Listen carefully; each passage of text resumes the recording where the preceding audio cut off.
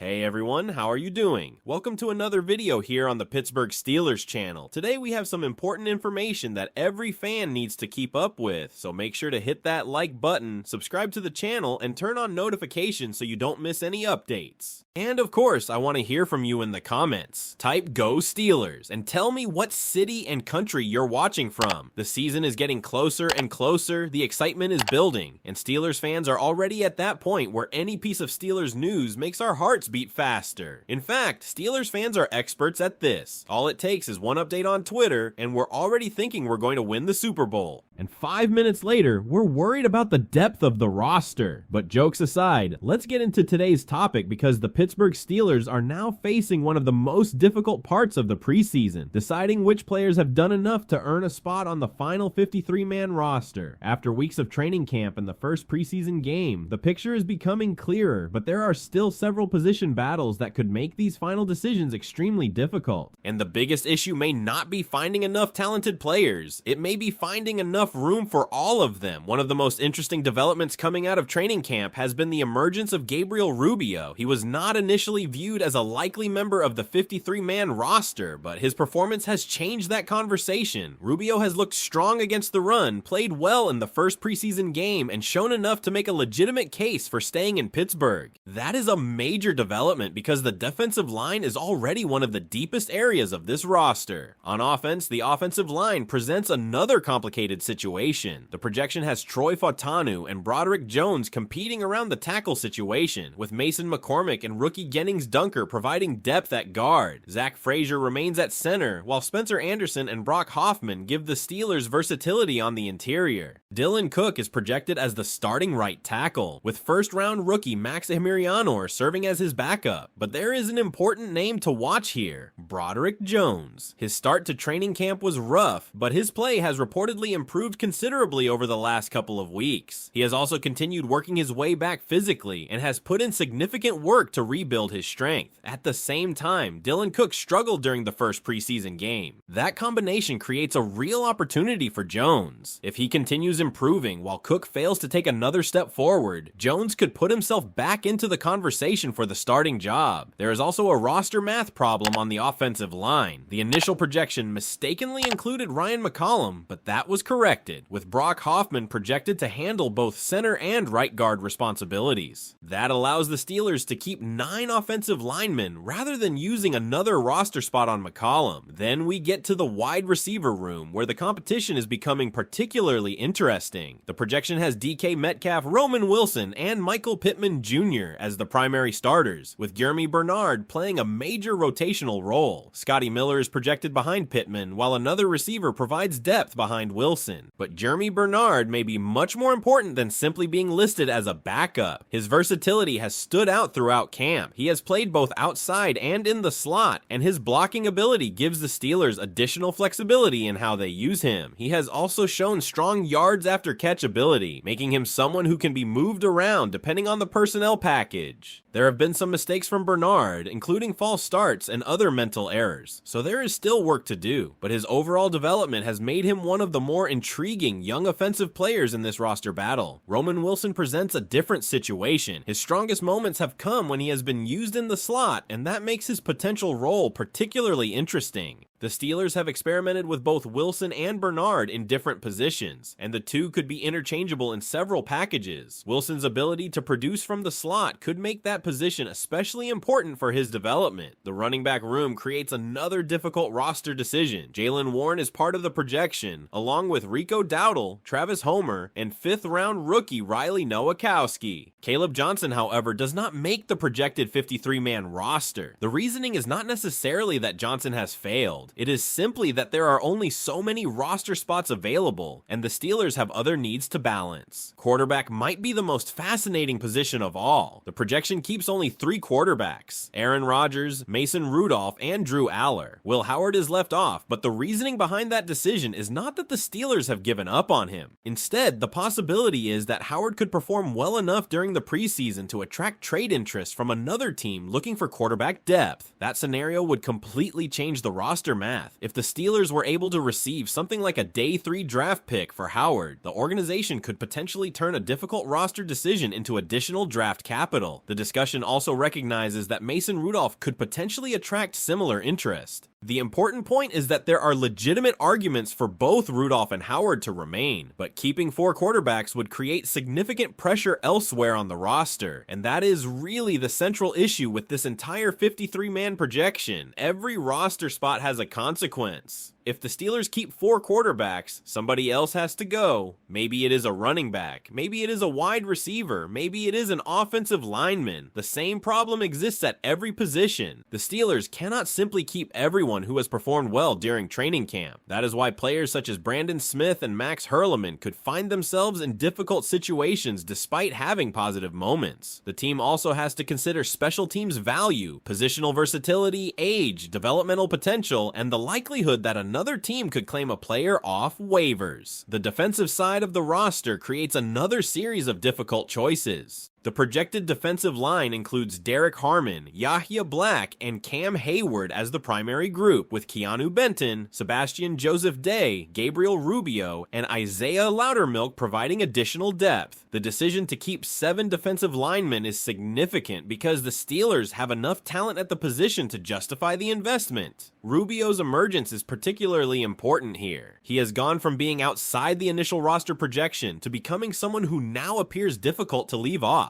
Isaiah Loudermilk also has an important argument because of the unique interior pass rushing ability he provides. If Keeanu Benton were injured, the roster would not have an obvious replacement with the same type of 3-technique pass rushing potential. That makes defensive line depth more than just a luxury. It could become an insurance policy for the entire season. The Steelers also have a crowded outside linebacker group featuring TJ Watt, Alex Highsmith, Nick Herbig, and Jack Sawyer. The projection keeps 4, even though there are other players pushing for opportunities. Again, this is where the roster numbers become extremely difficult. At cornerback, Joey Porter Jr. and Jack Jones are projected among the starters, with Asante Samuel Jr. and Dalen Everett providing outside depth. Jalen Ramsey and Brandon Eccles bring additional flexibility in the slot, with Eccles also capable of moving outside when needed. Inside linebacker might be one of the most surprising areas because the projection keeps 5 players: Patrick Queen, Cole Holcomb, Peyton Wilson, Ellendon Roberts, and Carson Bruner. 5 inside linebackers is a heavy investment, but there is a clear reason for it. Holcomb has played well enough to make the decision difficult. Queen and Wilson are difficult to imagine cutting. Roberts brings a physical presence, and Bruner provides major special teams value. That special teams factor is critical when building a 53-man roster. A player does not necessarily have to be a starter at his position to justify a roster spot. If that player can consistently contribute on special teams, that can become a major part of the decision. The safety position may be even more complicated. The projection keeps Jaquan Brisker, Deshaun Elliott, and Ron Jenkins as the 3 true safeties. Israel Mukawamu is projected toward the practice squad, while Jalen Ramsey can provide additional flexibility because of his ability to move around the defense. But there is one player who could make this projection look very different: Robert Spears-Jennings. Spears-Jennings has made a strong impression during the summer. His special teams ability, intelligence, youth, versatility, and potential as a box safety make him extremely difficult to overlook. There is an argument that he should make the 53-man roster ahead of Ron Jenkins. That decision would come down to more than current performance. The Steelers also have to consider whether a player can realistically clear waivers and return to the practice squad. If the organization believes Jenkins could survive that process while Spears-Jennings could be claimed by another team, that changes the equation, and that is why these roster decisions are becoming so fascinating. The Steelers are not simply choosing their best 53 players, they are choosing the combination of 53 players that gives them the best chance to survive an entire NFL season. There are still preseason games remaining, which means these projections can change quickly. A strong performance from Will Howard could increase his trade value. Another strong game from Gabriel Rubio could make his roster spot even more secure. Continued improvement from Broderick Jones could put pressure on the right tackle competition, and Robert Spears-Jennings could force the Steelers to reconsider how many true safeties they want to carry. So Steelers Nation, with all of these roster battles becoming clearer, there is one decision that stands out to me more than almost any other. If you had to make the final 53-man roster right now, which player would you absolutely refuse to let go, and who would you be willing to sacrifice to make room for him? The roster decisions become even more difficult when you start looking beyond the players who are projected to make the 53-man team and focus on the players who could become just as Important from the practice squad. This is where the Steelers have an opportunity to protect some of their young talent, but there is also a major risk involved because placing a player on the practice squad means exposing that player to waivers first. That distinction matters more than ever with a player like Robert Spears-Jennings. If the Steelers believe he has shown enough to become part of their long-term plan, they may not want to take the chance of losing him. He has shown enough during the summer to create a legitimate argument for a roster spot, particularly because of his special teams value and his potential to develop into more than just a special teams player. If Pittsburgh believes another team could claim him, keeping him on the initial 53 may ultimately be the safer decision. The same logic applies to several other players who are fighting for a place on this roster. Jamin Davis is one of the names worth watching. He is a former first-round pick who has moved around the league, and his athletic ability and physical profile give him some value as an additional edge defender. The question is whether he can consistently translate those traits into NFL production, particularly against stronger pass rushers. But if the Steelers can get him onto the practice squad, he would give them another developmental option with the possibility of